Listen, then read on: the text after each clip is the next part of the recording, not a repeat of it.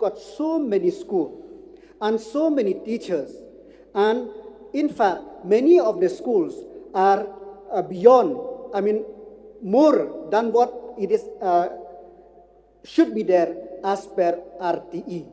So you should revisit and rationalize the school. And in fact, some of the school you need to have to do away with some schools. This taken me aback.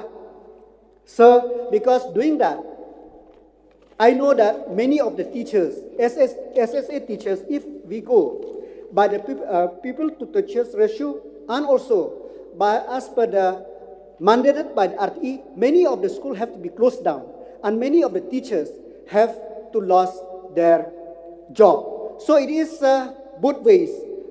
What can we do? That's why we are deliberating and we are continue to deliberate. We know the concern of the teachers. We know how to help them. But the constraint is that whether those managing committee will allow the government to take over the schools.